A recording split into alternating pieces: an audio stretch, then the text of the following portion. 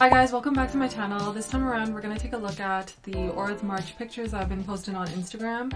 I'm specifically going to look at the ones that are in English because I can't really read Urdu properly, so we're going to keep it simple. I pulled up a couple of pictures and screenshotted them so I can share them with you, and I'm just going to react to them basically. So this first image, we do not want to have power over men but over ourselves. So I was talking to other people that are from Pakistan about the Women's March, and a lot of things are being just glossed over because of certain terminology that these people are using in the march, and they're not focusing on what's actually trying to be said. I think with everything in life, you have to, at the end of the day, look at what is trying to be said, what is the main goal, main point of whatever it is that you're doing. Whether you're watching a movie, reading a book, studying a particular topic, etc. So if there are people marching for women's rights, what are they trying to actually say? The march, I think, is not really about being against men. It's about just being able to be empowered and have rights over ourselves, essentially. This is the second one. I marched for a woman who was killed by a class fellow in the name of honor. This is an issue that's pretty common in lots of parts of the world. I did hear the argument that, oh, well, this is their personal matter and we can't be involved. You have to get the police involved. My comment to that is that, yes, we do need the police involved, and we need to be more aware of these issues and provide resources for the police to be involved, or to have laws in place that prevent this from happening, or provide education for both men and women to prevent these issues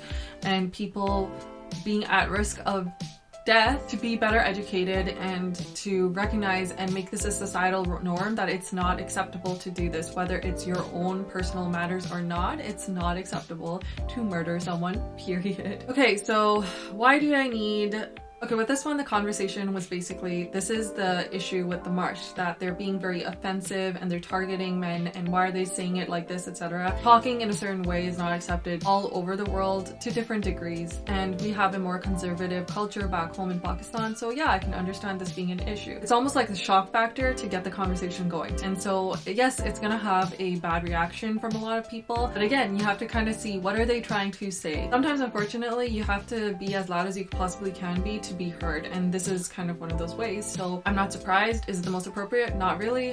Would it be looked down upon in that community? Yeah, it would be. Are we talking about it? Yeah, we are. But are we talking about it in the way that we probably should be? Not really. But is it the fault of the protesters, or is it the fault of the people that are consuming the content? I think it's on both ends. If you were to talk about it in a very respectful, certain type of way, you may not be heard. That's the thing, unfortunately. I remember reading something about how a man raises his voice when he's not being obeyed, but a woman raises her voice when she's not being heard. So that says a lot, and I think that is applicable to people with less power. In Pakistan, oftentimes women don't have as much power. It was mentioned that a lot of these protests are being orchestrated by women that are not really affected by these issues, like middle or high class women, and they're just kind of making it a trend and just being a part of it because of the fact that it is a trend, and I can definitely see that being an issue. I think we should just be doing the best that we can with what we have. Obviously, some people are going to be louder than others, or some people may even take advantage of the situation more so than others. I remember someone mentioning how a lot of men or younger guys will protest along with these women just because they're trying to get a number and just be like, yeah, we're all for women's rights, now can I have your number, and kind of get the hook up like that. Or, okay, hashtag stop denying male privilege. My gender is responsible for enabling a culture where women and children are unsafe.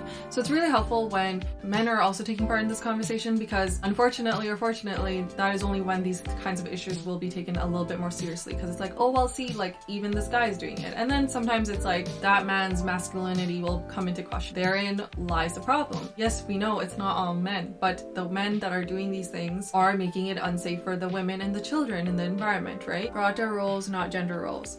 Okay, so this is just like another friendly protest kind of comment or whatever. The climate is changing, why aren't men? Again, I don't see anything wrong with this. If women are being more educated and have been given more access to resources over the last couple of years, or 15-20 years, you would think that men would also be stepping it up a bit, but I don't think that that is the case, especially when it comes to traditional roles. You shame our bodies because you're terrified of our power. Okay, so when I first read this, I didn't really like get it, and I don't think it's necessary to have like naked women's bodies on the poster. Again, it's shock factor. Is it something that would be acceptable in Pakistan? I don't think so.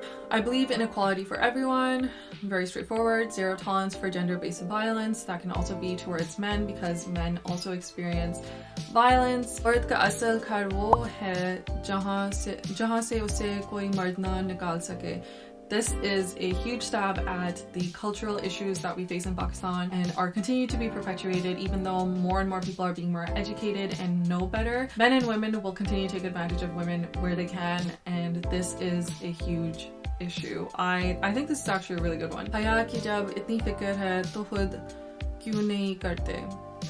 Yeah, I don't see an issue. Modesty is supposed to be observed by both men and women, and the reality is we can't control other people, we can only control ourselves, and we can only guide others in a respectful manner. If you're just going to try to impose your personal beliefs on someone, it's just not going to work. It's going to backfire in some way. Okay, enforced conversions. I've heard about this, but I've heard about this to a smaller degree. Obviously in Islam we can't force anyone to convert to any religion, etc. That happens to Muslims, it happens to non-Muslims, etc. March against married men on Bumble, like, yeah, this is not the vibe. This is common. Men will cheat on their wives. Maybe don't do that. I want to exist without apology. So some of these phrases, as a Canadian, I feel like they're more representative of what women in the West experience. I can't imagine some of these things in Pakistan just because, again, I haven't been in that environment for an extensive period of time, so I can't really say. But sometimes I do feel like some of these things are very like copy paste Canadian or Western like phrases almost.